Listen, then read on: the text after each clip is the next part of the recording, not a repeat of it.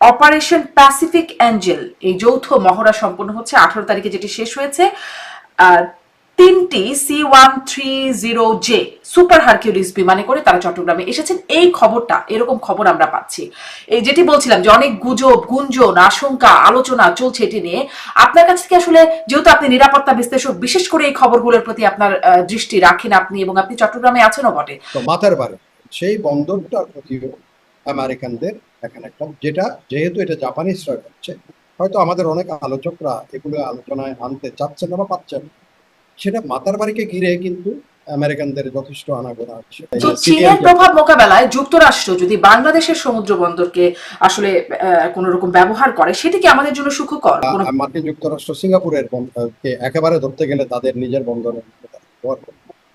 Penang বন্দরে তাদের অবস্থান আছে। আপনার জাপানের ভারতীয় বিভিন্ন মাধ্যমে, সংবাদ মাধ্যমে যেরকম বাংলাদেশকে নিয়ে, এক্সারসাইজকে নিয়ে, বাংলাদেশের সার্বভৌম নিয়ে, বাংলাদেশকে নিয়ে যে তুচ্ছ তাচ্ছিল্যের কথাবার্তা বলছেন, মনে হচ্ছে বাংলাদেশ পুরোপুরি এখন বাংলাদেশ আর নাই, এটা এখানে মার্কিন যুক্তরাষ্ট্র পুরো দখল করে ফেলছে। ইমিগ্রেশন ছাড়াই বা পাসপোর্ট পরীক্ষা নিরীক্ষা ছাড়াই মার্কিন সেনা এবং বিমান বাহিনীর সদস্যরা বাংলাদেশে প্রবেশ করেছে, এবং গেল 31শে আগস্ট হোটেল ওয়েস্টিনে একজন মার্কিন স্পেশাল ফোর্সের সিনিয়র কর্মকর্তা, airborne commander inspector general terrace Arvel সম্ভবত তার নাম, হ্যাঁ, তার মৃত্যু হয়েছে। একটা জাতি হিসেবে আমাদেরও তো লাগে, যখন আমার দেশ সম্বন্ধে অন্য কেউ, অ্যাজ এ সফরেন কান্ট্রি, হয়তো একটা দেশের যৌথ মহড়ার সুযোগ সুবিধা আছে, অনেক কিছু আছে। আমরা এখন যদি ভারত এখন রাশিয়ার সাথে যৌথ মহড়া করে, চীনের সাথে যৌথ মহড়া হবে না, পাকিস্তান করছে, ওটা দেশ করছে, ওটা করছে, পাকিস্তান তো ডিফেন্স প্যাক্টই করে সৌদি আরবের সাথে। প্রশ্ন হবে লাগামহীন, জানতে চাই, জানাতে চাই এই সময়ের পালস অফ পলিটিক্স। 10 সেপ্টেম্বর মার্কিন সেনা ও বিমান বাহিনীর সদস্যরা সুপার হারকিউলিস বিমানে করে প্রবেশ করেছে চট্টগ্রামে। 14 থেকে 18 তারিখ পরিচালনা করেছে অপারেশন প্যাসিফিক অ্যাঞ্জেল যৌথ মহড়া। মার্কিন সেনাদের এই আগমন নিয়ে আছে অনেক প্রশ্ন, গণমাধ্যমে নেই যার স্পষ্ট উত্তর। গুঞ্জন আছে ইমিগ্রেশন ছাড়াই প্রবেশ করেছে বাংলাদেশে। চট্টগ্রামে হোটেল রেডিসনে উঠেছে কোনো চেক ইন ছাড়াই। সবকিছুই হচ্ছে বিশেষ গোপনীয়তায়। বিশেষ করে গেল 31শে আগস্ট ঢাকায় হোটেল ওয়েস্টিনে মার্কিন স্পেশাল ফোর্সের সিনিয়র কর্মকর্তার মৃত্যু, অস্বাভাবিকভাবে ময়নাতদন্ত ছাড়াই মার্কিন দূতাবাসে মরদেহ হস্তান্তরের পর মার্কিন সেনাদের এমন উপস্থিতিতে সামাজিক যোগাযোগ মাধ্যমে প্রশ্ন উঠছে, মার্কিন ঘাঁটি হতে যাচ্ছে বাংলাদেশে? দেশ কি দখল হয়ে যাচ্ছে? এসব কি ভারতের সাথে যুদ্ধের প্রস্তুতি? এমন আরো অনেক কিছু। এর কতটা সত্য আর কতটা গুঞ্জন তা বুঝতেই স্বপ্নধরা নিবেদিত পালস অফ পলিটিক্সে আমার আজকের অতিথি সাবেক সেনা কর্মকর্তা, নিরাপত্তা বিশ্লেষক মেজর অবসরপ্রাপ্ত ইমদাদুল ইসলাম। মেজর অবসরপ্রাপ্ত ইমদাদুল ইসলাম, আপনাকে স্বাগত জানাচ্ছি পালস অফ পলিটিক্সে আমার আজকের আয়োজনে। আপনার সাথে আজকে যে সুনির্দিষ্ট বিষয়ে কথা বলতে চাই, যে মার্কিন সেনা এবং বিমান বাহিনীর সদস্যদের বাংলাদেশের চট্টগ্রামে আগমন, সেটা নিয়ে অনেক গুঞ্জন, আলোচনা, আশঙ্কা জন্ম দিয়েছে। অনেক কিছু বলা বলি হচ্ছে আর কি, বিশেষ করে সামাজিক যোগাযোগ মাধ্যমে। যেটা জানা যাচ্ছে যে 10 সেপ্টেম্বর বাংলাদেশে চট্টগ্রামে আসছেন মার্কিন সেনা ও বিমান বাহিনীর কর্মকর্তা, এবং সেখানে অপারেশন প্যাসিফিক অ্যাঞ্জেল এই যৌথ মহড়া সম্পন্ন হচ্ছে 18 তারিখে, যেটি শেষ হয়েছে। তিনটি C-130J সুপার হারকিউলিস বিমানে করে তারা চট্টগ্রামে এসেছেন, এই খবরটা, এরকম খবর আমরা পাচ্ছি। এই যেটি বলছিলাম যে অনেক গুজব, গুঞ্জন, আশঙ্কা, আলোচনা চলছে এটি নিয়ে।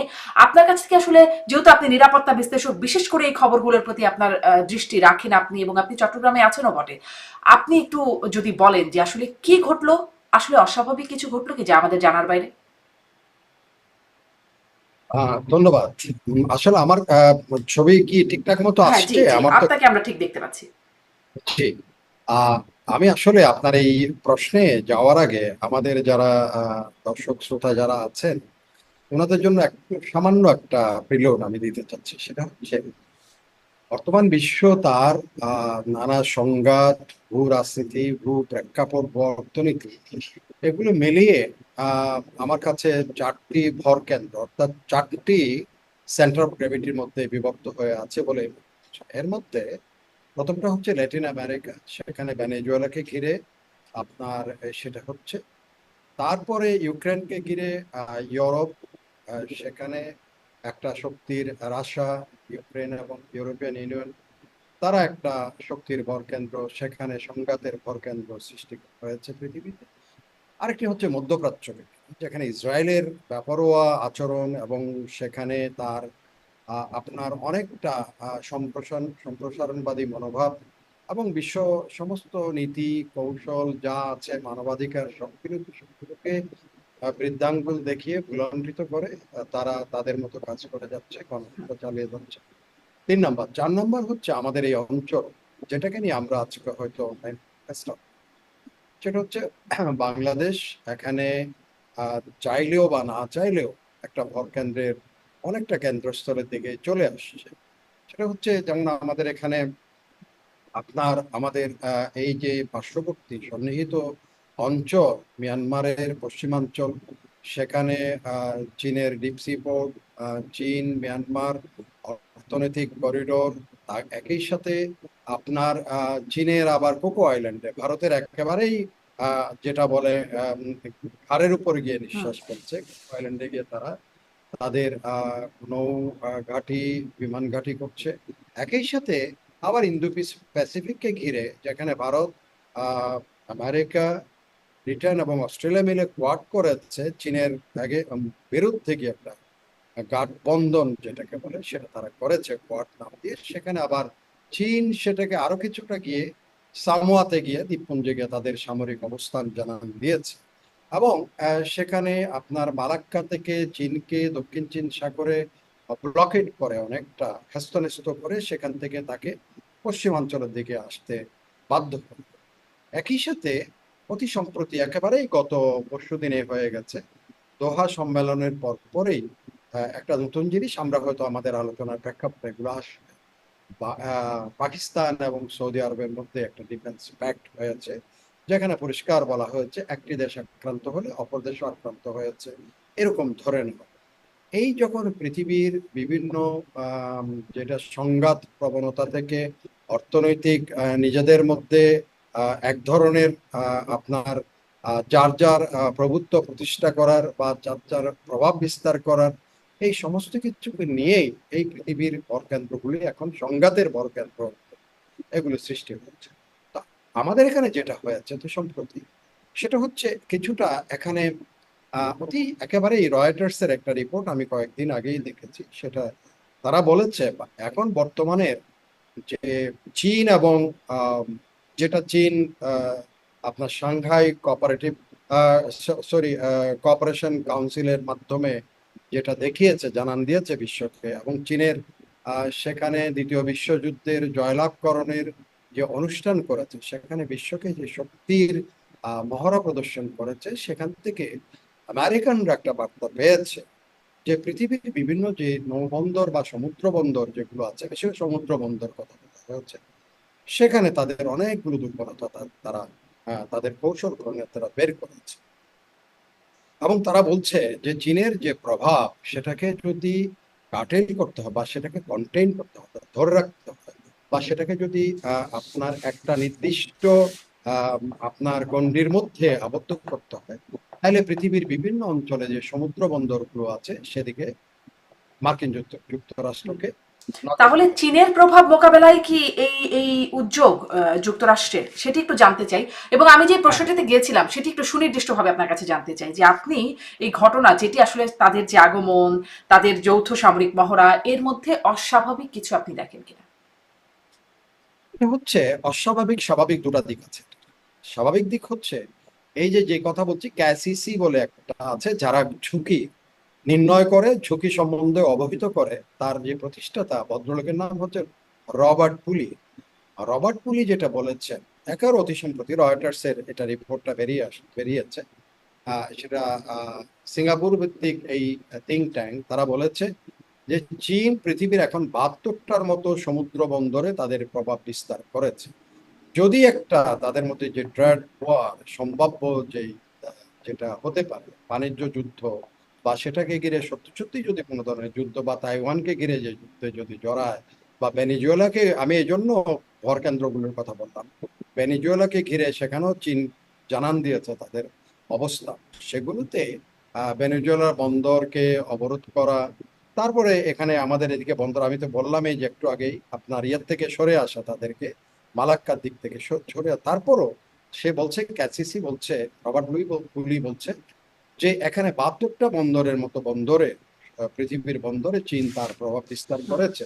যুদ্ধে সেখানে আমেরিকানদের যে সামরিক বাহিনীর জন্য যে রসদ যোগান দিতে হবে, সেই রসদ যোগান যদি দিতে হয় তখন কিন্তু আমেরিকা ভীষণ একটা বেকায়দায় পড়ে যাবে, তার সৈন্যবাহিনীর রসদ সরবরাহ করতে পারবে না, কারণ চীন এখানে তার প্রভুত্ব ধরে রাখবে এবং সে এই বন্দরগুলিতে তারা এক ধরনের প্রভাব বিস্তার করে আমেরিকার জন্য একটা সমূহ বিপদের সৃষ্টি করে। এবার আমি আপনার এখানে আসি, স্বাভাবিক হচ্ছে সেই দৃষ্টিকোণ থেকে যদি মার্কিন যুক্তরাষ্ট্র বিবেচনা করে রাখে যে এই দক্ষিণ পূর্ব অঞ্চলে, এশিয়ায় চট্টগ্রাম বন্দর হচ্ছে, এটাকে আমরা বলি একসময় বহুদিন থেকে এটাকে গ্র্যান্ড পোর্ট গ্র্যান্ডেও বলেছে পর্তুগিজরা, আরবরাও বলেছে, বা ইভেন কি চৈনিকরা এক সময় বলেছে it's a miracle, it's from sea and the water and the mist বলা হয়েছে, চট্টগ্রাম উঠে আসছে একটা প্রকৃতির এই বঙ্গোপসাগরকে ঘিরে বা তাকে আবার গিয়ে ইন্ডিয়ান ওশানের সাথে লিঙ্ক করা,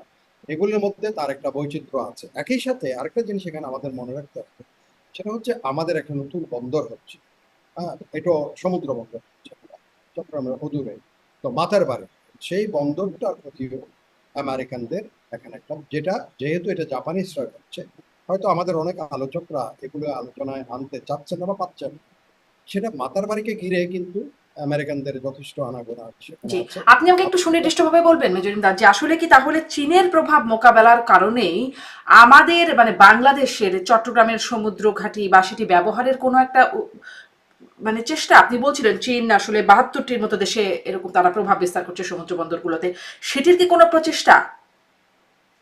ডেফিনেটলি সেই কথাটাই আমি বলছিলাম, আচ্ছা। তারা এই সমুদ্র বন্দর যেখানে যেখানে আছে, যেমন আমাদের চট্টগ্রাম বন্দর যেমন আছে, একই সাথে আপনি দেখবেন এদের এক্সারসাইজটা কিন্তু চট্টগ্রাম বন্দর নিয়ে কক্সবাজার পর্যন্ত, তো মাতার বাড়ি পরে মধ্যখানে মাগনাবা বলে একটা দ্বীপ আছে যেখানে আমাদের আপনার সাবমেরিন ঘাঁটি আছে। তো এই অঞ্চলটাই ঘিরেই তাদের কিন্তু যত যেগুলো অ্যাক্টিভিটিস, আচ্ছা, তিনটা এই তো যে সিরিয়াল চীনের প্রভাব মোকাবেলায় যুক্তরাষ্ট্র যদি বাংলাদেশের সমুদ্র বন্দরকে আসলে কোনো রকম ব্যবহার করে, সেটি কি আমাদের জন্য সুখকর কোনো ব্যাপার, ভালো ব্যাপার?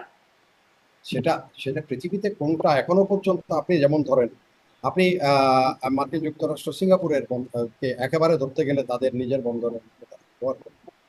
পেনাং বন্দরে তাদের অবস্থান আছে, আপনার জাপানের আপনার যেখানে হোক্কাইডো বা ইয়াতে জাপানের যে বন্দর, সেটা ওসাকা, সেখানে, তারপরে এদিকে অনেকগুলো বন্দর আছে তারা যেগুলিতে তাদের অবাধ বিচরণ আছে।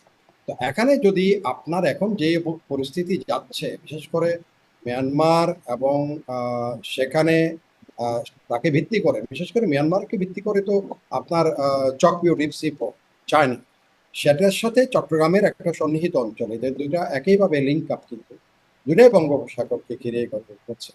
একই সাথে ধরেন আবার একটা জিনিস কথা উঠেছে, আমি এটাও হয়তো আলোচনায় আনবো, এই কয়েকদিনে আলো আজকে তো শেষ হলো, ওই তাদের এক্সারসাইজ হুম। শেষ হলো চট্টগ্রামে, বাট এই এক্সারসাইজকে মিলে এটা আমি, আমার এক ধরনের মনোবেদনা আছে।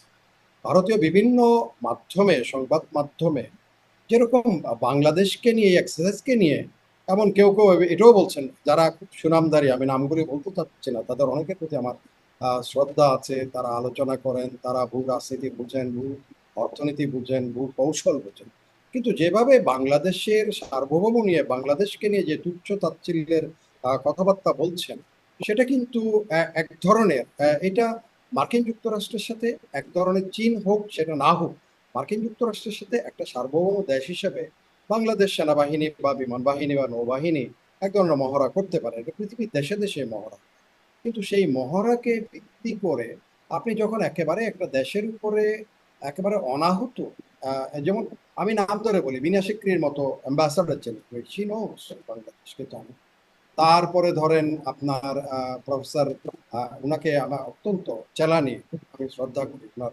বক্তব্য শুনি, একই সাথে ওয়েরের করণ তাপা, ওনারা যেভাবে বক্তব্য রাখছেন, মনে হচ্ছে বাংলাদেশ পুরাপুরি এখন বাংলাদেশ আর নাই, এটা এখানে মার্কিন যুক্তরাষ্ট্র পুরো দখল করে ফেলছে, মার্কিন যুক্তরাষ্ট্রের ইশারায় সব করবে, এটা একটা এক্সারসাইজ কে ধরে ধরেন 120 জন মানুষ যদি হুম। 120 জনে তারা মানে strength, ভারতের আমি যে দৃষ্টিভঙ্গি সেটি কোনোভাবেই আপনার কাছে যৌক্তিক বলে মনে হচ্ছে না। একেবারে কিন্তু আপনি অটোমেটিক আপনি বলছিলেন যে বাংলাদেশকে ব্যবহার করার যে একটা ব্যাপার যুক্তরাষ্ট্রের, বাংলাদেশ এটি কেন দিচ্ছে? মানে চীনের প্রভাব মোকাবেলায় এই যুক্তরাষ্ট্রকে এই বিষয়টা কেন দিচ্ছে? আমাদের স্বার্থটা কি? না, সেটা হয়তো বাংলাদেশের সাথে তাদের সেরকম কোনো ধরনের, এটা তো ব্যবহার করতে দেওয়ার কথা, এখন তো জয়েন্ট এক্সারসাইজ, এটা তো সত্যিকারের যুদ্ধে ব্যবহার করতে দিবে কিনা সেটা তো কোনো চুক্তি বাংলাদেশের সাথে ডিফেন্স প্যাক্ট হয়েছে এটা আমি জানি না। ডিফেন্স প্যাক্ট না হওয়া পর্যন্ত অন্য দ্বিতীয় একটা, আমরা দুই পক্ষ, এটা যৌথ মহড়া মনে রাখতে হবে, এটা হচ্ছে যৌথ মহড়া, এটা অন্য কোনো দেশকে টার্গেট করে এখনো পর্যন্ত বলা যাবে না। হুম। এমনও হতে পারে যে বাংলাদেশ বলবে যে না, আমার বন্দর কাউকে আমি দিব না, যেমন বাংলাদেশকে আপনার ইন্দো প্যাসিফিক প্যাক্টে ঢুকানোর জন্য ইভেন কি এই যে চারটা দেশের কথা বললাম, ভারত, মার্কিন যুক্তরাষ্ট্র, ইউকে, যুক্তরাজ্য এবং অস্ট্রেলিয়া, সেখানে বাংলাদেশের উপর একসময় প্রচন্ড প্রেশার ছিল এই যে ইন্দো প্যাসিফিকে জয়েন করার জন্য। আমেরিকানদের থেকে প্রেশার ছিল, ভারতের পক্ষ থেকে প্রেশার ছিল। বাংলাদেশ কিন্তু একটা স্বাধীন নীতি নিয়ে চলেছে, স্বতন্ত্র একটা ইন্দো প্যাসিফিক আপনার কৌশল বাংলাদেশ ঘোষণা করেছে, যায়নি শেষ। তো এখানেও যেটা আমি বলছি, এটা তাদের অবজারভেশন, এটা হচ্ছে যারা এই গোয়েন্দা এবং নীতি কৌশল সম্বন্ধে, ঝুঁকি সম্বন্ধে, এই ক্যাসেই সি বলে যে প্রতিষ্ঠান আছে সিঙ্গাপুর ভিত্তিক, যার প্রতিষ্ঠাতা এবং বর্তমান প্রেসিডেন্ট হচ্ছেন রবার্ট আপনার পুলি। তো রবার্ট পুলির দৃষ্টিভঙ্গিতে মার্কিন যুক্তরাষ্ট্রে এই সব ঝুঁকিগুলো আছে, চীনের সাথে যখন কম্পেয়ার করে এই ঝুঁকিগুলি মার্কিন যুক্তরাষ্ট্রের বিদ্যমান, সেই ঝুঁকিকে তারা হয়তো উত্তরণের জন্য কাজ করতে পারে, অথবা হুম। এটা আমাদের সাথে যৌথ মহড়ার একটা অংশ হতে পারে, সেই জি। কথাটা। জি, আমি দেখছিলাম গণমাধ্যমে এরকম খবর আসছে যে চট্টগ্রামে যুক্তরাষ্ট্রের সামরিক উপস্থিতি চোখে পড়ার মতো বেড়েছে, সমুদ্র বন্দর ও আশেপাশের ঘাঁটিগুলোতে বিদেশি নৌ চলাচল বেড়েছে, যেটি অস্বাভাবিকভাবে বেড়েছে বলে চট্টগ্রামবাসীও সেটি তাদেরও নজরে আসছে। আপনিও চট্টগ্রামে থাকেন এবং আপনি বিশেষজ্ঞও বটে, আপনার নজরে আসে বিষয়টি কি অস্বাভাবিক মনে হয়? এই অবশ্যই গত 3 মাসের আপনি যে কথাটা বলছেন, যেটা সবারই নজর আসছে, সেটা আমাদেরও নজর আসছে। তিনটা এক্সারসাইজ হচ্ছে, এটা কিছুটা অস্বাভাবিক যে 3টা এক্সারসাইজ হচ্ছে। একটা হচ্ছে টাইগার লাইটনিং, টাইগার, একটা হচ্ছে টাইগার শার্ক, আর একটা হলো সিএনজি অপারেশন সিএনজি। তিনটা এখানে যৌথ মহড়া হয়েছে। তো যৌথ মহড়াগুলোর মধ্যে যেমন ধরেন, যেখানে মেডিকেয়ার আছে, আবার ইভাকুয়েশন আছে, সেখানে আবার অ্যান্টি টেরোরিস্ট যেগুলি যুদ্ধ কৌশল সেগুলো আছে, জঙ্গল ওয়ারফেয়ারের কিছু কিছু বিষয় আছে, সেখানে আবার একই সাথে ইউনাইট টু সিভিল পাওয়ার কিছু কিছু গিয়ে, যেমন আনোয়ারাতে গিয়ে তারা হসপিটালে দেখভাল করেছে, দেখাশোনা করেছে, সেগুলো কি করে। হয়তো এমনও হতে পারে সন্নিহিত অঞ্চল, সেখানে হসপিটাল এটা প্রয়োজন হবে, সত্যিকারের যুদ্ধে যদি হয় তখন একটা সাগর পারে যে কোনো হসপিটাল ইভাকুয়েশন এন্ড ট্রিটমেন্টের জন্য এগুলো দরকার। এগুলো হয়তো মহড়ার একটা অংশ, তারা সেখানেও গিয়েছে। এখন কথা হচ্ছে এটা নিয়ে, যেমন এটার আমি একটু বলি কেন, আপনি যেটা দেখেছেন একবারে হই হই রই রই পড়ে গেছে, যেটা সেটা তো এমন অবস্থায় চলে গেছে। গত পরশুদিন দেখলাম এই যে ত্রিপুরার আপনার রাজার নাতি প্রদ্যুৎ মাণিক্য বংশের অধস্তন পুরুষ একেবারে পরিষ্কার মেইন স্ট্রিম পট একটা ইয়েতে বললেন যে ভারতের চট্টগ্রাম দখল করে নেওয়া অবশ্যই উচিত। একটা সার্বভৌম দেশ সম্বন্ধে একজন ভদ্রলোকের, উনি মনে হয় লেখাপড়া জানেন, কিন্তু যেভাবে উনি বললেন যে চট্টগ্রাম ইমিডিয়েটলি ভারতের দখলে নেওয়া উচিত, তাইলে পূর্ব ভারতের আর প্রফেসর ইনুজ যেটা বলেছেন যে এখানে আর তাইলে এই আপনার যে ল্যান্ড সাউন্ডটা অফ, একটু কমে যাচ্ছে বলে মনে হয়, এটা কি বাড়ানোর সুযোগ আছে? আমার আমি আরেকটু করাতে পারি, বাট আমার মনে হচ্ছে আমার ছবিটা ঠিক মতো যাচ্ছে কিনা আমি বুঝছি না, একটা ব্ল্যাক ইয়ে চলে না, আসছে। না, আমি আপনাকে ঠিক দেখতে আচ্ছা, পাচ্ছি, আপনাকে আমি তাহলে দেখতে ঠিক পাচ্ছি। তাহলে ঠিক আছে, এখন কি আমার সাউন্ড নিশ্চয়ই এখন বোধহয় জি, ঠিক আছে। একটু বেটার। হ্যাঁ। এখন যেই প্রশ্নটা আসছে, আমি সেটা বলি, তাইলে ওনাদের ইতিহাসের প্রেক্ষাপট একটু, আমি কেন বলছি এগুলি একটা জাতি হিসেবে আমাদেরও তো লাগবে, যখন আমার দেশ সম্বন্ধে অন্য কেউ হুম। অ্যাজ এ সফরেন কান্ট্রি, হয়তো একটা দেশের যৌথ মহড়ার সুযোগ সুবিধা আছে, অনেক কিছু আছে।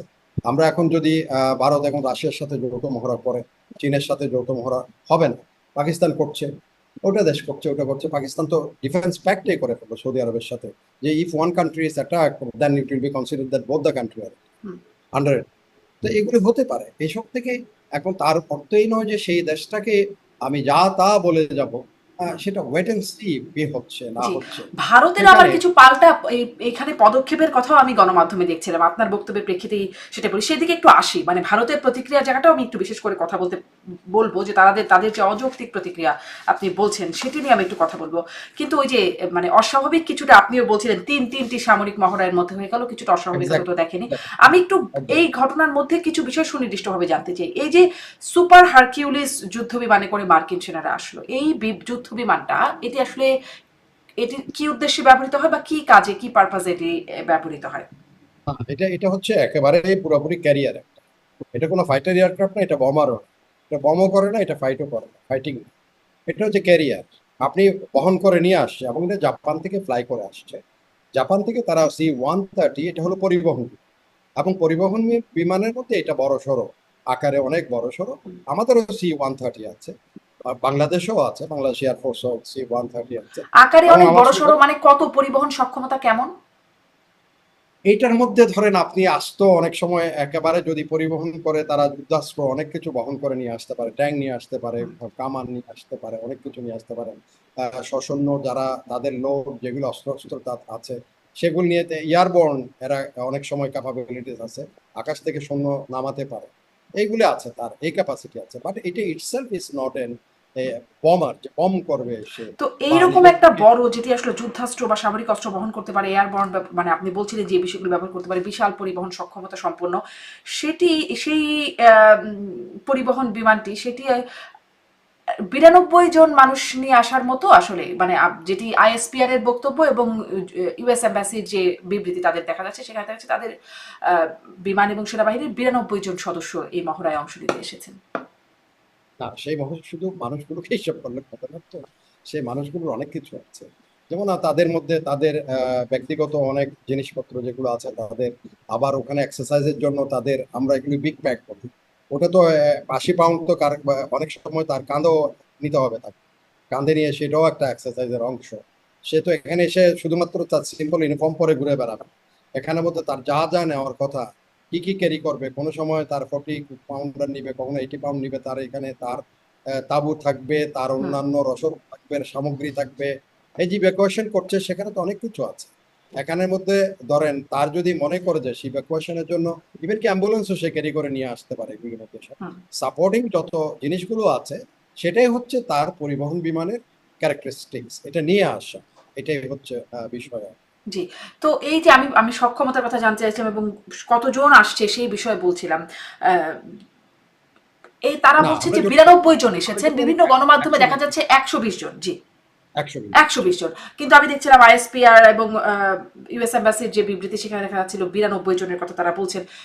মানে কোনো সংখ্যার ক্ষেত্রে কোনো লুকোচুরি আছে কিনা, মানে আমি আসলে অনেক স্পষ্ট না, হতে যাচ্ছি যে নানান রকম যে গুঞ্জন আছে, আশঙ্কার কথা বলছে, সেগুলোর সত্যতা বা সেই গুঞ্জনগুলোর ভিত্তি আসলে আছে কিনা, এই জন্যই আপনার কাছে বারবার এগুলো নিয়ে স্পষ্ট হতে এটা চাওয়া। এটা আমি আপনাকে বলি, যখন সত্যিকারের যুদ্ধের মহড়া হবে তখন তো হাজার হাজার সৈন্য জয়েন করে। যেমন এই যে যেদিন আপনার যেটা যেটা ইয়ে করলো রাশিয়ার চায়না যেটা জয়েন্ট এক্সারসাইজ করলো, ওখানে তো কয়েক হাজার সৈন্য, কয়েক হাজার যুদ্ধ বিমান, এই সেই অনেকগুলো কয়েকশো যুদ্ধ বিমান উড়ে সেখানে, সাবমেরিন গুলো অংশগ্রহণ করে, ফাইটার এয়ারক্রাফট গুলো যায়, বমার গুলো যায়। সেখানে যার যার দায়িত্ব আছে, ডুবোজাহাজ গুলো বিভিন্ন সেখানে নিউক্লিয়ার যেমন গেছে, আবার সেটাকে হান্টিং করার জন্য যেগুলো আছে। ইভেন কি চীন সেদিন দেখালো তাদের আহ, আহ, কি বলে মনুষ্যবিহীন যেগুলো পানির নিচে যাবে এখন, ড্রোন, সেগুলোও দেখিয়েছে। সে ধরনের এখানে কোনো কিছু এক্সারসাইজ এটা হয় নাই। যার জন্য এটা যদি এখন কেউ বেশি কনসার্ন হয় সেটা হবে এখানে কোনো রেকি করার জন্য। তারা কি এটাকে এখন রেকি করলে এটা আশ্চর্য হবে নাকি, অর্থাৎ এটা বহু জরিপ জরিপ করা, এটা কি কি ফ্যাসিলিটি আছে, কি ব্যবহার করা যাবে। এই যে আমি বন্দরের কথা বললাম, চট্টগ্রাম বন্দর, তারা যেমন এই যেটা বললাম ক্যাসিসির যেটা অবজারভেশন, যে সত্যিকারের যুদ্ধ যখন হবে বন্দরগুলো ব্যবহার করা, রসদ সাপ্লাইয়ের জন্য বন্দরগুলির প্রয়োজন হবে। তো সেই ক্ষেত্রে দুটা বন্দরেই তারা এক্সাইজের আওতায় ছিল, চট্টগ্রাম বন্দরও ছিল এবং আমাদের মাতারবাড়ি হচ্ছিল। তো সেখানে যদি কেউ সেদিকে যদি নির্দিষ্ট করতে চায় সেটা করা যাবে। বাট কথা হচ্ছে আসলে তাদের মৌলিক উদ্দেশ্য, তারা যদি বলে যে আমরা ডিজাস্টার ম্যানেজমেন্ট এবং সেটা বা অ্যান্টি টেরোরিস্ট মুভমেন্ট, এই দুটাকে আমরা টার্গেট করে আমাদের এক্সারসাইজ চালিয়েছি। যেমন এক্সারসাইজের আগে ঘোষণা করে দেওয়া হয় যে কি কি নিয়ে আমরা কি উদ্দেশ্যে এই এক্সারসাইজটা করছি আমরা। তো সেটা যেমন এখন ভারত, আপনি যে বললেন ভারত, এখন আজকে দেখলাম ভারত এখন বাংলাদেশের একদম সন্নিহিত অঞ্চলে তাদের মিসাইল তারা টেস্ট করবে, বড়সড় অনেকটা ব্যালিস্টিক মিসাইল তারা নতুন করে সেখানে পরীক্ষা চালাবে, সেটা ঘোষণা দিয়েছে। এবং বাংলাদেশের সন্নিহিত বঙ্গোপসাগর অঞ্চলে তারা আগামী 24-25 দিন তারা তাদের এই মহড়া চালানোর কথা ঘোষণা করেছে। তো বাংলাদেশ তো সেই প্রতিক্রিয়ায় এমন কোনো কিছু না যে সেখানে বাংলাদেশও কোনো মিসাইল টেস্ট করবে, এটা করবে, বা আমেরিকানরাও এখানে কিন্তু কোনো মিসাইল টেস্ট করে নাই। তো এখন প্রতিক্রিয়া দেখানোর যতটুকু পর্যন্ত আমি বলবো যে অতি প্রতিক্রিয়া আবার অনেক সময় অ্যান্টি নেগেটিভ অনেক কিছু নিয়ে আসে, বহন করে। আপনি যদি এখন এত বেশি প্রতিক্রিয়া দেখেন, হয়তো তখন আবার বাংলাদেশ এবং আমেরিকা যদি মনে করে যে আমরা আরো এক পা আগায় যাই এটার মধ্যে, সেটা যদিও হবে বলে আমার মনে হয় না, বাট যদি হয় তখন হবে এটা ক্রিয়ার প্রতিক্রিয়া হতে পারে। তো মানে এটাই হলো আজকে, এটা শুনলাম এখন একটু আগেই দেখলাম ভারত ঘোষণা করেছে তারা সেখানে তাদের পরীক্ষা করবে, ব্যালিস্টিক মিসাইল তারা ফায়ার করবে। জি, জি, তাহলে একটা ক্রিয়া প্রতিক্রিয়ার জায়গায় চলে যাবে। আমি দেখছিলাম যে মিয়ানমারে ভারতের 120 জন সেনাবাহিনীর সদস্য পাঠিয়েছে, এবং হিন্দুস্তান টাইমস বলছে যে বিশেষজ্ঞদের বরাত দিয়ে বলছে যে এটি কাকতালীয় বিষয় নাও হতে পারে, মানে বাংলাদেশের এই সামরিক মহড়ার পরপরই এটি কাকতালীয় বিষয় নাও হতে পারে। কাকতালীয় বিষয় মনে হয় কি আপনার কাছে? না, এটা কাকতালীয় বিষয়। ভারতের যেগুলো মেইন মিডিয়া যারা আছে বা তাদের থিঙ্ক ট্যাঙ্ক যাদেরকে আমরা মনে করি, তারা সবাই এটাকে যৌথভাবে বলছে ভারত এবং মিয়ানমারের জন্য এটা এক ধরনের আশঙ্কার সৃষ্টি করেছে, এবং তারা আশঙ্কিত এই এক্সারসাইজটা থেকে, আশঙ্কিত।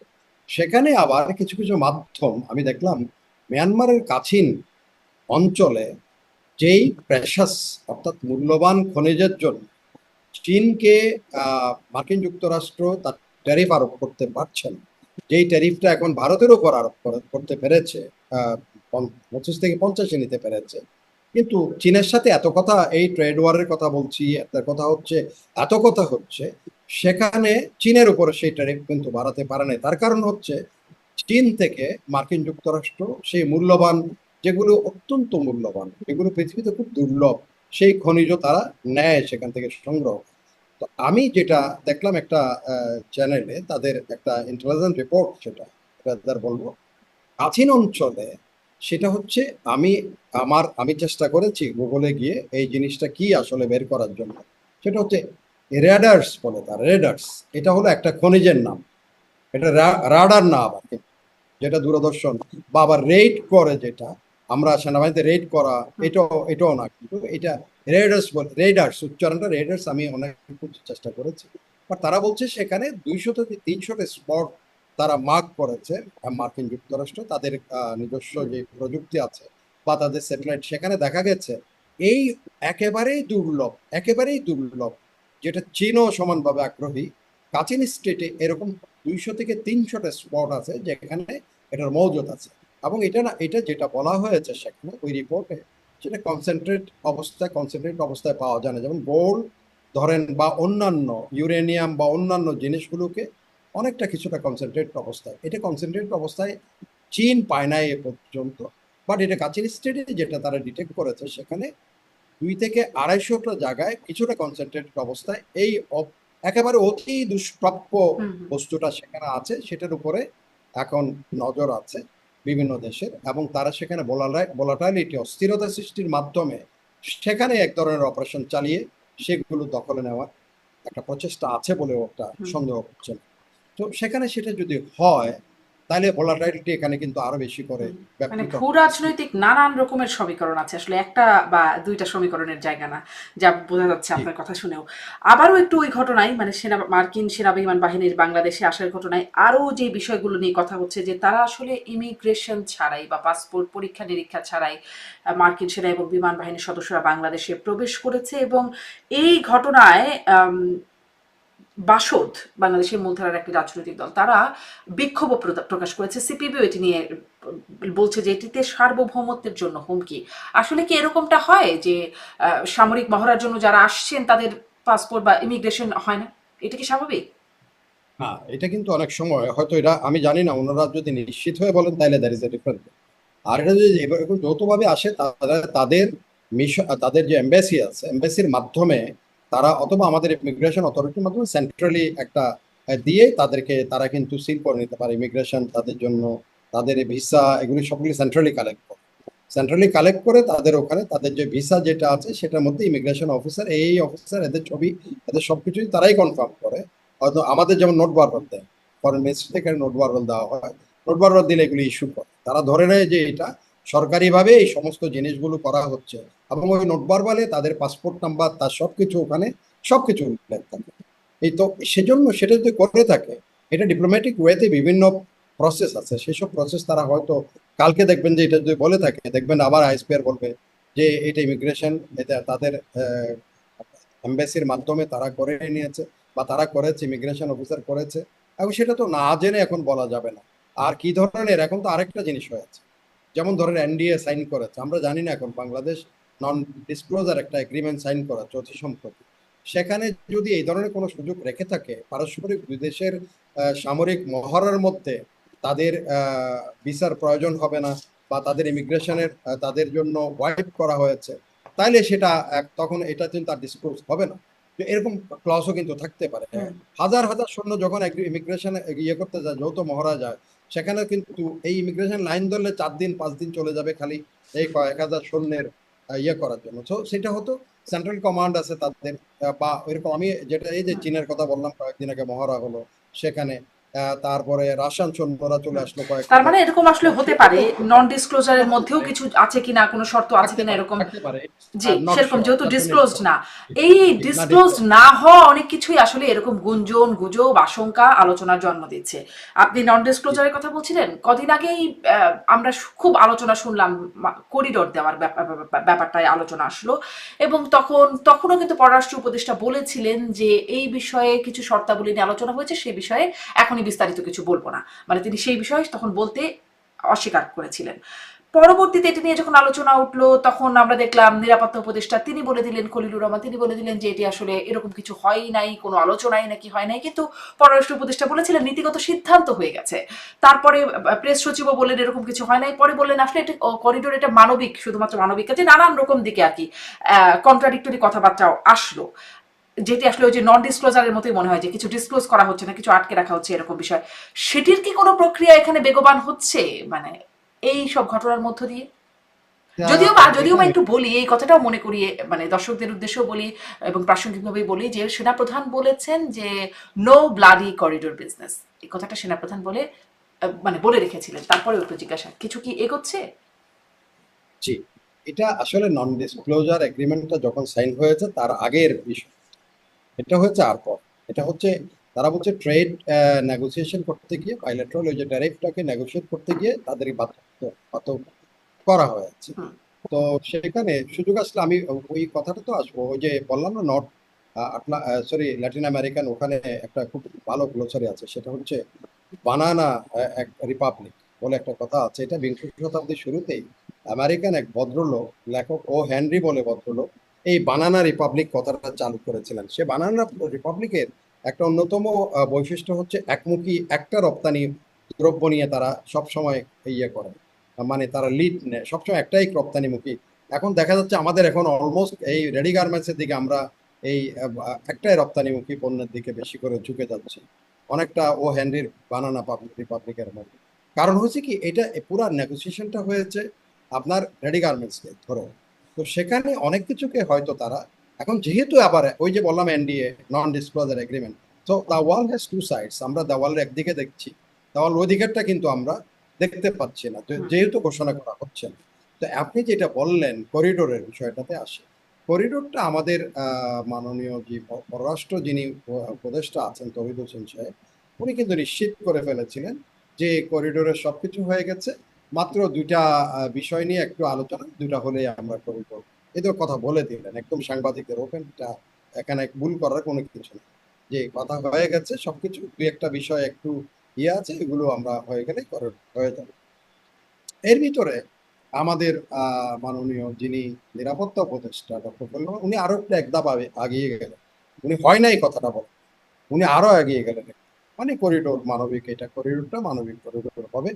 তখনই আমাদের প্রধান যে মুখ্য প্রেস সচিব যিনি আছেন, তিনি এসেই যখন সেনাপ্রধান এর ভিতরে রিয়াক্ট করলেন, উনি যে কথাটা বললেন নো ব্লাডি করিডোর, এটা নট ম্যান্ডেট, এই চট্টগ্রাম বন্দরেকে বিদেশিদের হাতে দেওয়া যাবে না, এটার উপরে যখন উনি স্পষ্ট করে বললেন যে বক্তব্য দিলেন, তখন প্রেস সচিব বললেন যে না, এটা কোনো ধরনের এই ধরনের কোনো আলাপ আলোচনা হয়নি।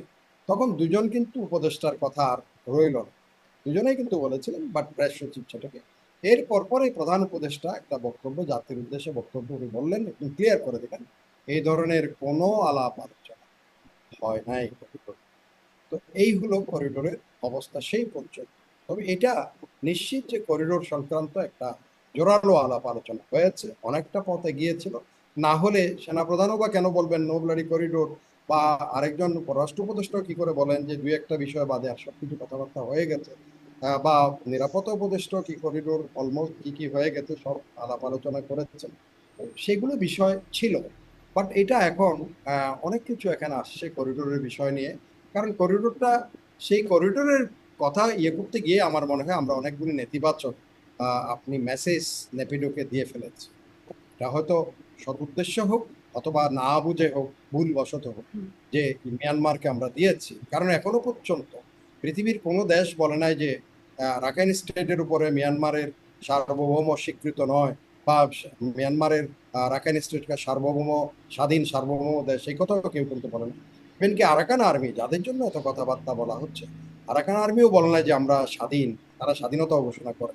তারা একটা ফেডারেল সিস্টেমের মধ্যে, তারা একটা লুজ ফেডারেশনের মাধ্যমে তাদের দাবি দাওয়াগুলি নিয়ে তারা বসবাস করার পক্ষপাতী, আমি যতদূর আমার জ্ঞান বলে। কিন্তু আমরা এমন একটা কাণ্ড করে ফেলেছি যে আমরা এরকম একটা নন স্টেট অ্যাক্টরের সাথে আমরা সরাসরি সম্পৃক্ত হওয়ার মতো মানি আমরা দিয়েছি, আমরা সেটা প্রকাশ করে ফেলেছি। আন্ডার কারণ অনেক কিছু থাকতে পারে, সেটা গোয়েন্দাদের মাধ্যমে হোক বা কূটনৈতিক উচ্চালের মাধ্যমে হোক, সেটা থাকতে পারে ভিতরে ভিতরে, কিন্তু সেটা প্রকাশ্যে নিয়ে আমরা যেরকম টানাহেঁচড়া করলাম, বিভিন্ন বক্তব্য বিবৃতি দিলাম, সেটা কিন্তু নেপেডোকে চীন, মিয়ানমারকে অর্থাৎ মিয়ানমার সামরিক জনতাকে একটা ভুল বার্তা বারবার দিয়েছে, এবং তারাই ফলশ্রুতি হচ্ছে নেপেডোতে এখন আমাদের অ্যাম্বাসেডর নাই। এটা কিন্তু মনে রাখতে হবে। আমাদের ডিফেন্স অ্যাডভাইজার নাই। এই যে ক্রুশিয়াল টাইম, এই সময়ে যেখানে এবার জাতিসংঘে আলোচনা হতে যাচ্ছে রোহিঙ্গা প্রত্যাবাসনের বিষয়, আমাদের কক্সবাজারে গত মাসে, এই মাসের শুরুর দিকে আলোচনা হলো, আবার জাতিসংঘে হবে, আবার দোহাতে গিয়ে আলোচনা হবে, কিন্তু সেখানে যে যার গুতিয়ালি করার কথা, যেই দেশের সাথে আমার সম্পর্ক এই ঠিক করে তাকে প্রত্যাবাসিত করার কথা রোহিঙ্গাদের, সেই দেশের সাথে কিন্তু আমার এখন কূটনৈতিক পর্যায়ে একেবারে সর্বনিম্ন তলানিতে আমার অবস্থা। এই কথাটা আমাদের বিবেচনা রাখতে হবে। এটার কারণ হচ্ছে এই করিডোর নিয়ে বারবার নাড়াচাড়া করতে করতে করতে অনেকগুলো ভুল বার্তা আমরা কিন্তু মিয়ানমারকে দিয়ে বসেছি। তো পররাষ্ট্র উপদেষ্টা বলেছিলেন জাতিসংঘের তত্ত্বাবধানে হবে, এবং তারপরে আমরা এই সম্প্রতি দেখেছি জাতিসংঘের একটা অফিস ও কার্যালয়ও বাংলাদেশে ঢাকায় স্থাপিত হয়ে গেছে। মানে কিছু প্রকাশ করা হবে না, আবার অনেক কিছু ঘটছে, যার কারণে নানান রকম শঙ্কা বিদেশিদের কাছে যেমন ভুল বার্তা যাচ্ছে, আমাদের কাছেও বার্তাগুলো স্পষ্ট না। বারবার আমরা এই বিষয়গুলো জিজ্ঞাসা করছি, কিন্তু বিষয়গুলো স্পষ্ট হবার সুযোগ পাওয়া যাচ্ছে না। তার মানে করিডোর, জাতিসংঘ কিন্তু একটা জিনিস স্পষ্ট করেছে। জাতিসংঘ বলতে করিডোরের ব্যাপারে আমাদের আমরা কোনো আগ্রহ, আমাদের কিছু নেই, আমরা এটার কোনো উদ্যোগী কোনো ভূমিকা পালন আমরা করি না। এটা কিন্তু জাতিসংঘের ঢাকার যে প্রতিনিধি আছেন, উনি কিন্তু স্পষ্ট করেছেন, উনি সংবাদ সম্মেলনে বলছেন যে করিডোরের ব্যাপারে আমার অফিস বা জাতিসংঘ জড়িত না। সুতরাং এখানে জাতিসংঘকে আর টানার কোনো সুযোগ রাখেন নাই জাতিসংঘের প্রতিনিধি, এখানে ঢাকার প্রতিনিধি। জি, মানে যা বলছে তাই হচ্ছে, নাকি তার বাহিরেও আরো কিছু হচ্ছে আমরা জানি না, পর্দার আড়ালে, সেগুলো প্রশ্ন রয়ে যাচ্ছে, যেহেতু ওই যে নন ডিসক্লোজারের অনেক কিছুই আছে যেটা ডিসক্লোজ করা হচ্ছে না। আরেকটু সেই ঘটনা নিয়ে আসি যে মার্কিন সেই সৈন্য এবং বিমান বাহিনীর সদস্যরা আসলেন 10 তারিখে, গোয়েন্দাদের সূত্রে বিভিন্ন জায়গা থেকে জানা যাচ্ছে তারা যাবেন 20 তারিখে। এর মধ্যে যৌথ মহড়াটা 14 তারিখ থেকে দেখলাম 18 তারিখ পর্যন্ত হয়েছে, 18 সেপ্টেম্বর পর্যন্ত। বাকি দিনগুলোতে তারা কি করছেন? তারা এখানে অনেক, কালকেও দেখলাম কালচারাল প্রোগ্রাম করতেছে এখানে, খুব হই হই রই রই। একটা গান তো এরা ওদের মুখও কেমনে শিখে ফেলছে আমি জানি না। গতকালকে দেখলাম রেডিসনে ওই চট্টগ্রামের একটা গান, এটা বোধহয় আমি দেখলাম কত কত মিলিয়ন দেখলাম অলরেডি ভিউ হয়ে গেছে। আমিও খুব মজা পেলাম কালকে যখন আমেরিকান ওই যে বোধহয় এরা ম্যারিন কোরের হবে মেয়েরা, আর আমাদের এয়ারফোর্সের মেয়ে অফিসার এবং আমাদের এয়ারফোর্স 2-3টা ছেলে এত সুন্দরভাবে নিল ওই কালরুগেটটার কি বলে ও রে আল্লাহ, এটা নিয়ে সবাই যে কালকে প্রোগ্রাম করতেছে, ওরা ওদের মতো এখানে হয়তো একটা তারা তাদের মতো জীবন এখানে বাকি সময় কাটিয়েছে, ওই যে আনোয়ারাতে গেছে, ওখানে গেছে, হয়তো অনেকগুলো জিনিস এই যে এটাতে মহড়ার মাঝে ফাঁকে ফাঁকে তারা যে ফ্রেন্ডশিপ হুম। বন্ডিং ডেভেলপ করা, এটাও কিন্তু একটা তাদের টার্গেট। এটা কিন্তু এটাও একটা বিষয়। তো কালকে রাত পরশু রাত্রে প্রোগ্রামটা দেখে আমার মনে হলো they have given their focus or they have given the concept of that is attention to create bonding, এটাও দেখলাম, এটাও হুম। হয়েছে। এবং দেখলাম যে এমন না যে কারো মুখ কালো নেই, সবাই খুব স্বতঃস্ফূর্ত ভাবে খুবই সেখানে হাসি খুশি এই যে এনজয় করছে, দেখলাম সেটা একটা ভাইরাল হয়েছে। জি, কিন্তু এই যে জি মানে জি 10 তারিখ থেকে 20 তারিখ পর্যন্ত থাকবেন, 4 দিন তারা এই মহড়াটা পরিচালিত হলো, 14 তারিখ থেকে 18 তারিখ পর্যন্ত। বাকি দিন কি শুধু গান বাজনা বা আনন্দ করবার জন্য? না না, মহড়ার কতগুলি প্রিপারেশন থাকে। তারা ধরেন রেকি করে কোথায় কি কি করবে, কোথায় কি, এগুলো তো কিন্তু এগুলি শুধু যে যেদিন হঠাৎ করে মাঠে গিয়ে আপনি জানবেন না এখানে তাল গাছ আছে না আম গাছ আছে, হুম। কাঁটা বন আছে নাকি বাঁশঝাড় আছে, এগুলির জন্য তারা প্রচুর রেকি টেকি করতে হয়। কোথায় কি করবে, কোথায় কোন ক্যাম্প সেট করবে, কোনখান থেকে কি বেস থাকবে, কোনখানে তারা আহত হবে, এই যে ইভ্যাকুয়েশন যেগুলো দেখাচ্ছে, হেলিকপ্টারে করে নিয়ে আসতেছে, নামাচ্ছে, এগুলি কোন জায়গায় তারা আহত হবে, সে আহত হওয়ার ফিলটাও তাদের ক্রিয়েট করতে হবে। হুম। তো সেগুলো করতে গিয়ে আসল ওই সমস্ত রেকি টেকির পরে ওই 4 দিন ধরেন সত্যিকারের ঘটনাগুলো যেগুলো তারা সাজিয়েছে, সেগুলি ঘটনাগুলি ঘটিয়েছে এবং সেটার আউটকামটা তারা দেখেছে, অবজারভেশন। একদিন আবার ডিব্রিফিংও থাকে, তারা যেগুলি করে সেগুলোর মধ্যে কি ভুল ভ্রান্তি আছে এগুলো আবার আলোচনা পুরা দিন ভর ব্যাপী। যে কে কোথায় কি ভুল করলো, কোথা থেকে এটা শুধরানো কি উচিত, বা কি এক্সারসাইজ পেপার যেটা ছিল সেটা অনুযায়ী ধরনের হয় নাই, কেউ বহন করতে পারে নাই, কেউ ওখানে তার যে ট্রেন্সে থাকার কথা ছিল সেই সময় তারা সেখানে পাওয়া যায় নাই, বা সেখানে গুলি করার পরে সে রেসপন্ড করে না, এগুলো অনেক কিছু ডিফারেন্ট, এগুলি সময় কাটে। এটাকে আপনি হয়তো ওভাবেই আমরা ধরে নিতে পারি। আচ্ছা, একটু একটু সম্প্রতি আরেকটা ঘটনা ঘটে গেছে, যার পরপরই এইরকম মার্কিন সেনাদের আগমন আর একটু বেশি আলোচনার জায়গা নিচ্ছে। যে গেল 31শে আগস্ট হোটেল ওয়েস্টিনে একজন মার্কিন স্পেশাল ফোর্সের সিনিয়র কর্মকর্তা, airborne commander inspector general terrace Arvel সম্ভবত তার নাম, হ্যাঁ, তার মৃত্যু হয়েছে। খানিকটা অস্বাভাবিক ব্যাপার সেটা, যদিও বাংলাদেশের পুলিশ বলছে এটি স্বাভাবিক, ময়নাতদন্ত ছাড়াই মার্কিন দূতাবাসকে সেই মরদেহ হস্তান্তর করেছে। তারপরে আর কোনো কোনো পক্ষ থেকে কিছু জানানো হয় নাই। আম, তিনি কেন এসেছিলেন, একজন স্পেশাল ফোর্সের সদস্য, তিনি কি করছিলেন, কার সাথে দেখা করছিলেন, এই বিষয়গুলো এটি কি খুব স্বাভাবিক বিষয় বলে মনে হয়? না, এগুলি যদি দ্বিপাক্ষিক এখন ধরেন যেমন আমি আমার জীবনে আমি তো আবার ইন দ্য কাউন্টেন্ট কোনো রাগডাক করার কিছু। So I warm many places, কোথাও আমার হয়তো একটা মৃত্যু হয়ে যেত, হতে পারে। তো সেটাকে স্বাভাবিক, যেমন আমি ধরেন একেবারে এদিন ঢাকা কি বলে ডাকসুর নির্বাচন, একটা বাচ্চা ছেলে, একদম বাচ্চা ছেলে, কাল পরশু তারপরে পরশু সাংবাদিকরা তার একেবারে বাচ্চা মানুষ, সে তার কারণ অন্য বন্ধুরা ছিল, তারা এটাকে আবার ঘটনাচক্রে ইয়েতে ক্যামেরাতে ওই যে সবাই ভিডিও করতেছিল ওখানে চলে আসে, সে শুধু মাথায় এমনি হাত দিল, তার কষে পড়ছে। এটা যে স্পেশাল ফোর্সের লোক হয়েছে বলে সে যে মৃত্যুবরণ করবে না এমন কোনো হুম। কথা নেই। হয়তো সে ওখানে হোটেল রুমে, কারণ ওয়েস্ট ইজ ভেরি প্রোটেক্টেড একটা এরিয়া, সেখানে ঢোকার সময় চেক হয়, এটা হয়, তারপরে আপনার সবকিছু ইয়ে থাকে। আর যেহেতু স্পেশাল ব্রাঞ্চের এই, সে ওভাবেই তার প্রিপারেশন থাকে, তার রুমের ভিতরে কাউকে সে ওরকম ইয়ে করবে না। এখন সেটাকে নিয়ে আমার মনে হয়, এটা আমি অনেক কিছুতে দেখেছি, এবং এই যে বলতেছি ভারতীয় গণমাধ্যমগুলোতে এত বেশি এটা আলোচনা হচ্ছে, মনে হচ্ছে যে American joint chief of staff এখানে বাংলাদেশে এসে মারা গেছে।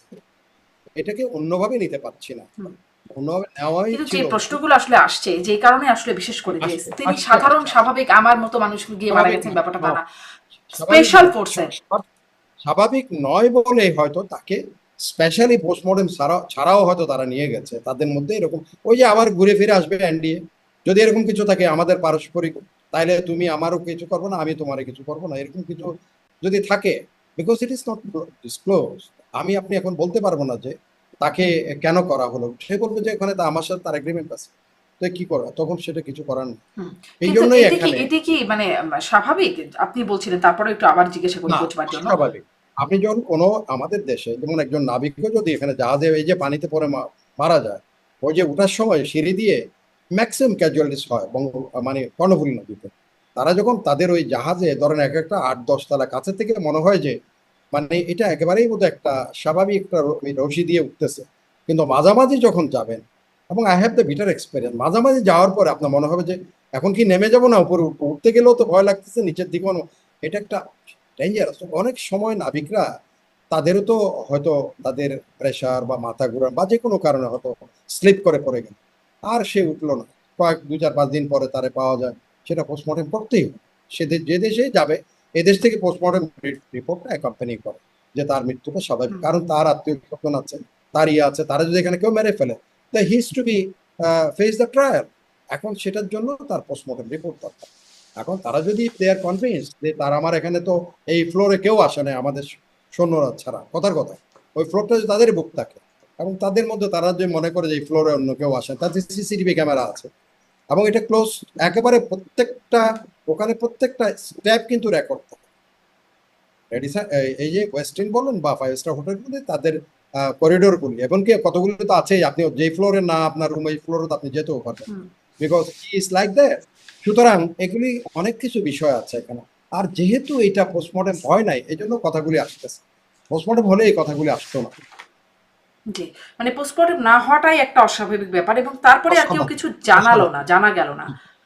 না, এটা এটা হয়তো তারাই বলবে না, যে তারা যদি বলে তাদের স্পেশাল ফোর্স, এটা হয়তো ওরা তো বলে নাই তাদের স্পেশাল ফোর্সের কিনা, আমেরিকা তো বলে নাই যে আমাদের স্পেশাল ফোর্সের এই সেই, কিছুই তো তার বলে নাই পরিচয়টা তারা। পাওয়া গেছে, কিছুই বলে, দ্যাট ইজ মোর ডিউবিয়াস আর কি। সেটা আরো বেশি করে জিনিসটাকে আরো বেশি মানে মানুষের মধ্যে সন্দেহটা বেশি রহস্যময়। জাগে। জি। যদি বলতো যে হ্যাঁ তার একটা পোস্টমর্টেম করে যে একটা স্বাভাবিক মৃত্যু হয়েছে, মানুষের মৃত্যু হতে পারে, অস্বাভাবিক তো কিছু না মৃত্যু হওয়াটা, মৃত্যু হয়েছে বলতে পারে, বাট এটা পোস্টমর্টেম না করে তারা নিয়ে যাওয়া, এবং সেটা ধরেন আমাদের আহ, অনেকটা আমাদের আমি বলবো যে কর্তৃত্বকে অনেক সময় চ্যালেঞ্জ করে, যে কেন আমার দেশের নিয়ম হচ্ছে তুমি যে কেউ মৃত্যুবরণ করবে অস্বাভাবিক হলে সেটা তার পোস্টমর্টেম হবে, জি, তো স্পষ্ট। পোস্টমর্টেম না মানে এটা হওয়া একটা মানে অস্বাভাবিক ঘটনা, এবং এটাকে একটা কর্তৃত্বকেও যে একরকম চ্যালেঞ্জ করে আপনি বলছেন। এই জি জি কর্তৃত্বের জায়গাটায় অনেকেই এই ঘটনায় প্রশ্ন তুলছেন। এই যে যৌথ মহড়া, তাদের আগমন, এই আগমনের প্রক্রিয়া, তাদের থাকা, অনেকে বলছেন যে হোটেল রেডিসনে তারা তাদের নাম, তথ্য, সঠিক তথ্য সেটি মানে না দিয়েই তারা মানে সেই সম্পর্কিত কোনো তথ্য নেই হোটেল রেডিসনের কাছে, এইরকম খবরও বেরিয়েছে। এই সম্পর্কে কি কিছু জানেন যে হোটেল না, রেডিসনে?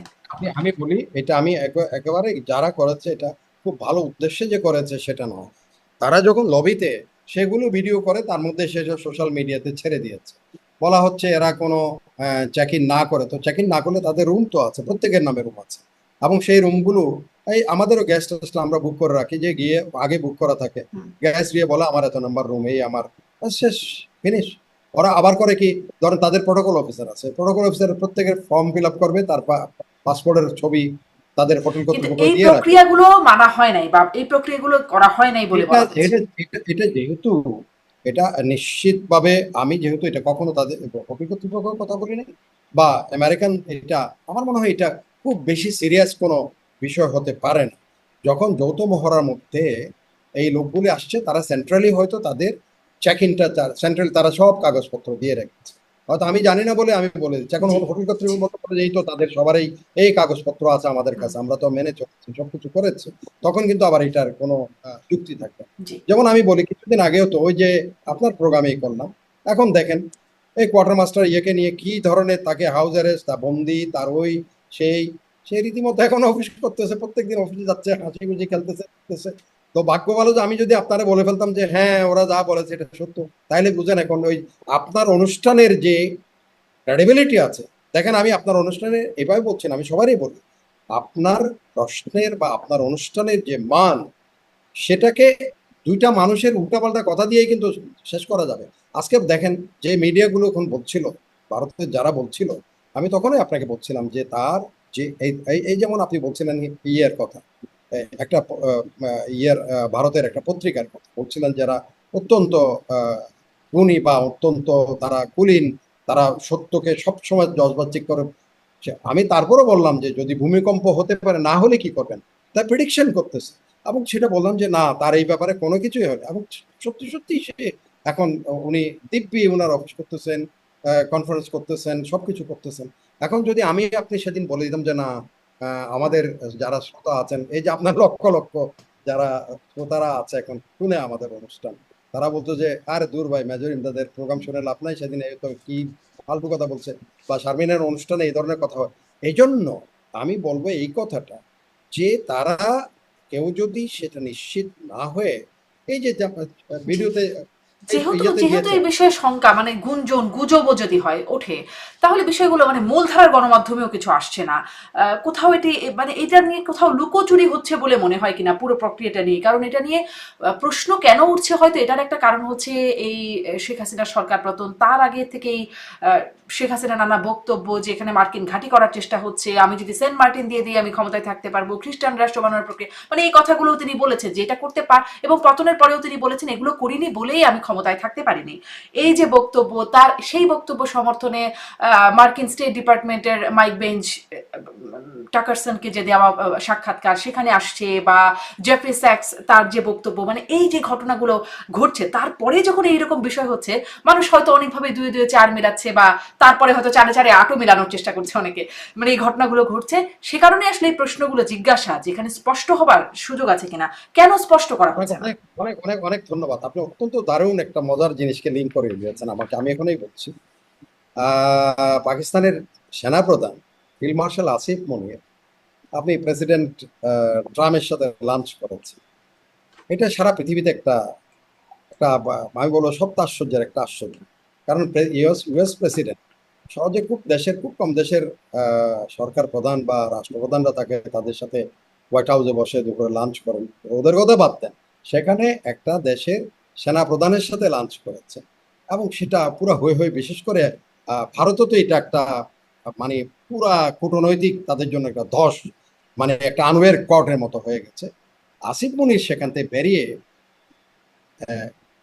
হয়তো একদিন বা 2 দিন পরে একটা বক্তব্য, দেশে ফেরত এসে একটা বক্তব্য দিয়েছে, যেটা ভারতীয়রা এখন সেটাকে লিঙ্ক করতে গিয়ে তাদের মাথা পুরা চক্কর দিচ্ছে। সেটা হচ্ছে আসিফ মুনির বলছেন, the next attack India will come from the eastern side.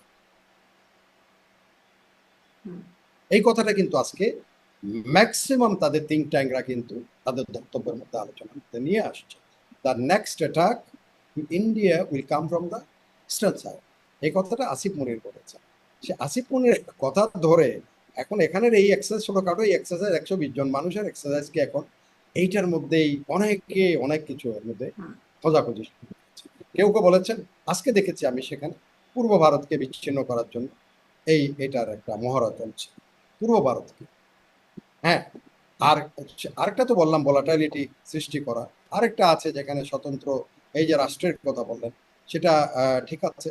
আমাদের বাংলাদেশের প্রাক্তন প্রধানমন্ত্রী এই কথাটা প্রকাশ্যে টেলিভিশনে বলেছেন, আমি নিজের কানে শুনেছি, যে এখানে হোয়াইট ক্রিশ্চিয়ান স্টেট করার জন্য সাদারা আমার উপর প্রেশার দিয়েছে। আমি বলেছি আমার ক্ষমতায় থাকার প্রয়োজন নাই, আমি কিন্তু এটাতে আই ডিড নট এগ্রি।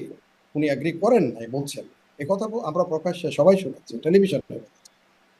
তারপরে ধরেন উনার ক্ষমতার থেকে উনি না থাকার পরে এই কথাগুলো আরো সামনে আসছে। ডিপ স্টেট কি ভূমিকা পালন করেছে, আমেরিকান ডিপ স্টেট বা নিউকন যারা আছে তারা কি ভূমিকা পালন করছে সেখানে। এখন যেহেতু এখানে আরো একটা জিনিস হয়েছে, সেটাও আপনি এই কথার সাথে আপনি লিঙ্ক পাবেন। সেটা হচ্ছে যখন আমি শেষ করবো, সামারি করে যেতে।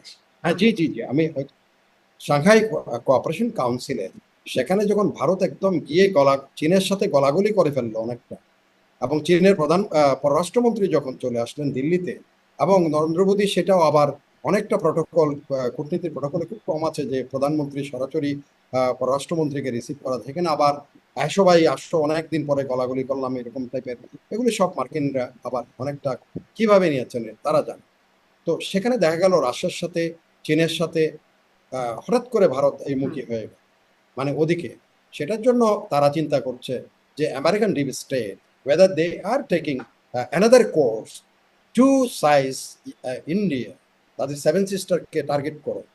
এটা একটা বিষয় কিন্তু সামনে চলে আসছে, যার জন্য আমাদের এই দেশের ছোটখাটো একটা এক্সারসাইজকে নিয়ে সবাই এত ধরনের এটা নিয়ে এই বক্তব্য বিবৃতি, এবং তাদের থিঙ্ক ট্যাঙ্করা আপনি যদি শুনেন, এই যে বললাম আমি একজনের কথা তো বললাম, এই প্রদ্যোৎ মানিক্য, তারপরে তাদের যারা পডকাস্টেই তো বলে, ওরা যেভাবে এগুলির আজকে পুরা সমস্ত পত্রপত্রিকা সমস্ত আলোচনার মধ্যে একটাই বিষয়, ভারতের কিসের নিচে, ছায়ার নিচে বা ভারতের বগলে, ভারতের ভিতরে এরকম এক্সারসাইজ হচ্ছে, ভারতকে টার্গেট করে ভারত এবং মিয়ানমার অস্থির ও আশঙ্কিত, পূর্ব ভারত বিচ্ছিন্ন হয়ে যাচ্ছে, অনেক অনেক অনেক। জি এবং তার প্রতিক্রিয়া তো জি বললামই, এই যে বঙ্গোপসাগরে মিসাইল টেস্ট করা। আমার মনে হয় এটা দুদেশের এটাকে আরো স্বাভাবিকভাবে নেওয়ার আমাদের সময় জি এখনো কিন্তু আছে। কিন্তু আপনিও বলছিলেন না স্বাভাবিক যে কিছু বিষয়ে ভুল বার্তা যাচ্ছে মিয়ানমারের কাছে, এবং বার্তা যার কারণে মিয়ানমারের যাচ্ছে, সম্পর্ক তলানিতে আসছে, তেমনি করে ভারতেও কিছু বার্তা ভুলভাবে যাচ্ছে বা নিচ্ছে এবং এবং সম্পর্ক তলানিতে আসছে। আরো বেশি, এই এক্সারসাইজ গুলির থেকে আরো বেশি বেশি করে বার্তা এখন যাবে। হুম, এটা কিন্তু কোনটাই পজিটিভ বার্তা যাবে না এগুলির থেকে। এই তিনটা এক্সারসাইজ থেকে তারা তাদের মতো অ্যানালাইসিস করে, তারা তাদের বার্তাগুলি সেখান থেকে গ্রহণ করবে, এবং বাংলাদেশ সম্বন্ধে তারা হয়তো তাদের যেই স্ট্র্যাটেজিক যেই ইয়েগুলো আছে সেগুলো নিয়ে তারা তাদের মধ্যে হিসাব নিকাশ করবে, জি এতে জি কোনো জি সন্দেহ নেই। আমাদের একদম নিকটতম বা একদম প্রতিবেশী দেশগুলোর কাছে যদি ভুল বার্তা যায় বা ক্রীড়া প্রতিক্রিয়া শুরু হয়, তাহলে সেটি নিশ্চয়ই আমাদের জন্য খুব সুখকর কিছু হবে না। শেষ প্রশ্ন আপনার কাছে করি, যে এই যে সিপিবি বাসদ তারা বিক্ষোভ করছে বা মিছিল করছে, তারা বলছে এই এই ঘটনাকে তারা দেশের সার্বভৌমত্বের জন্য হুমকি বলে দাবি করছে। বাসদ এটি নিয়ে বিক্ষোভ ও মিছিলও করেছে, বলছিলাম সিপিবিও করেছে। এবং ডক্টর মোহাম্মদ জাফর ইকবালের একটা ফেসবুক পোস্টে তিনি দেখলাম যে তিনি লিখছেন যে সেন্ট মার্কিনে মার্কিন রণতরী মার্কিন ঘাঁটি প্রস্তুত হচ্ছে, এখন সার্বভৌমত্ব কোথায় গেল। আপনি বলছিলেন ওই মানে ময়নাতদন্ত না হওয়ার ঘটনাকে কর্তৃত্বকে চ্যালেঞ্জ করা, আমাদের সার্বভৌমত্বও কি কোথাও কোথাও চ্যালেঞ্জ হচ্ছে সার্বিক দৃষ্টিতে, আপনার কাছে কি মনে হয়? প্রথমত আমি বলবো যে দুইটা দেশের সামরিক বাহিনীর মধ্যে যে কোনো সময় এটা যদি পারস্পরিক বোঝাপড়ার সাথে পারস্পরিক ভূ রাজনীতির কৌশলগত কোনো কারণে এটা যৌথ মহড়া হতেই পারে, শিকার কোনো শেষ নাই। সামরিক আমাদের উপরে তো থ্রেট আছে, বাংলাদেশের উপরে বিভিন্ন ধরনের থ্রেট থাকতে পারে। আমাদের অনেকেই বলে এই যুদ্ধ লাগলে ওই দেশের সাথে তুমি কয় মিনিট থাকতে পারো, কয় দিন থাকতে পারবা, ওদিন থাকতে পারবো। যার জন্য এই যে দেখেন, ইসরায়েল যখন তার সৌদি আরবের বলছে তারা, ইসরায়েল এই কথাটা বলার সাথে সাথে আমি লিঙ্ক করি, যেই কথা বললো যে তাদের কাছে কোনো প্রিন্স, কোনো king is immaterial if they found that they are link with the Hamas. সাথে সাথে সৌদি আরব কি করলো, এখন দেখলো যে এটার উপর তার উপরে কোনো একটা কিছু চলে আসতে পারে, they want to have the nuclear umbrella cover over Saudi Arabia, পাকিস্তানের সাথে তারা একটা প্যাক করেনি। তো সেখানে এখন 5 বার চিন্তা করবে ইসরায়েল, যে এখানে প্রথম চুক্তিতে প্রথম ধারাতেই লেখা আছে if one country is attacked then another, both the country will be considered that both the country are attacked। তার মানে পাকিস্তানের যে সৈন্য বা পাকিস্তানের যে নিউক্লিয়ার পাওয়ার আছে, it is ready to use in favour of Saudi Arabia. এটা ক্লিয়ার মেসেজ একটা ইসরায়েলের কাছে আছে, একটা ডেটারেন্ট এফেক্ট আছে। বাংলাদেশ ছোট দেশ হলে বাংলাদেশেরও বন্ধুর প্রয়োজন আছে। সেই বন্ধুত্ব যদি করতে হয় সেখানে শুধু এমনি ঘরে বসে থাকলে, এটার জন্য ধরেন আপনার যৌথ মহড়া বলেন, এটা বলেন, ওটা বলেন, সেটা বলেন, এটা প্রস্তুত। তবে তার অর্থ এই নয় যে প্রতিবেশী দেশগুলোর সাথে অবন্ধুসুলভ কোনো আচরণ, সেটার কোনো প্রয়োজন বাংলাদেশ আছে বলে মনে হয় না। আমি আবারও আপনার এই অনুষ্ঠানের মাধ্যমে বলি, সেটা হচ্ছে you can choose your friend but you cannot choose your neighbour. নেইবারে প্রতিবেশী প্রতিবেশীই থাকে, কিন্তু প্রতিবেশীরও অনেকগুলো দায়িত্ব আছে। যেমন অনেকগুলো বার্তা আসে আমাদের কাছে, আমাদের এখানে অনেক বার্তা আসে, সেই বার্তাগুলি হয়তো এখন আলোচনা করলাম না, আরেকদিন হয়তো আলোচনা, যার জন্য বাংলাদেশ মনে করে যে যে আমাদেরও একটা ধরেন যৌথ মহড়ার মাধ্যমে, এটার মাধ্যমে, সেটার মাধ্যমে আমারও একটা ডেটারেন্ট এফেক্ট থাকা, আমারও একটা ডেটারেন্ট থাকা উচিত। যেটা হলো নিবারণমূলক, আক্রমণমূলক না। নিবারণমূলক যদি কোনো কিছু থাকে, একটা দেশের সার্বভৌমত্ব কিন্তু বিঘ্নিত হয়, বরং একটা দেশের সার্বভৌমত্ব তখন সুসংহত। জি, অনেক ধন্যবাদ মেজর ইমদাদুল আপনাকে, আপনি সময় দিয়েছেন, যুক্ত হয়েছেন। ধন্যবাদ দর্শক এতক্ষণ সাথে থাকবার জন্য। অনেক কিছু স্পষ্ট হবার চেষ্টা করলাম, আসলে ক্রিয়া প্রতিক্রিয়ায় কোথায় যায় আমাদের অবস্থান, এমনিতেই নানান রকম শঙ্কা, গুজব, গুঞ্জন তো আছেই, সেগুলো একটু স্পষ্ট হবার চেষ্টা করলাম যতটা সম্ভব। অনেক ধন্যবাদ এতক্ষণ সাথে থাকবার জন্য, আজকের মতো শেষ করছি। ধন্যবাদ। আসলে আপনাকে শুরুতেই দর্শকদের জন্য বলছিলাম মনরো ডক্টরিনটা আমি একটু করে বলবো, সেটা হচ্ছে বলতে চেয়েছিলাম, সেটা হচ্ছে মনরো বলেছিলেন যে যেখানে যেগুলো উপনিবেশগুলো আছে ইউরোপিয়ানরা উপনিবেশ করেছে, সেখানে চলে যাওয়ার পরে সেখানে তারা পুনরায় আর আসতে পারবে না। সেটা আমেরিকাতে, ল্যাটিন আমেরিকার সব দেশগুলো আমেরিকান প্রভাবের মধ্যে থাকবে কেউ যেতে চাইলে। ঠিক এরকম একটা অবস্থান থেকে আমেরিকা হয়তো পৃথিবীর দেশে দেশে তাদের কার্যক্রম পরিচালনা করে যাচ্ছে, যার জন্য পৃথিবীব্যাপী এখন যেখানেই আমি ভর কেন্দ্রগুলি পড়ছি প্রত্যেকটা জায়গায় মার্কিন যুক্তরাষ্ট্র ভার্সেস আদার্স। সো আমেরিকা এখন পৃথিবীকে মোটামুটি ভোলাটাইল করে তার হয়তো স্বার্থ সিদ্ধির চেষ্টায় আছে, সেটাও কিন্তু আমাদের প্রত্যেকের এই মাথার মধ্যে রাখতে হবে। ধন্যবাদ। ধন্যবাদ।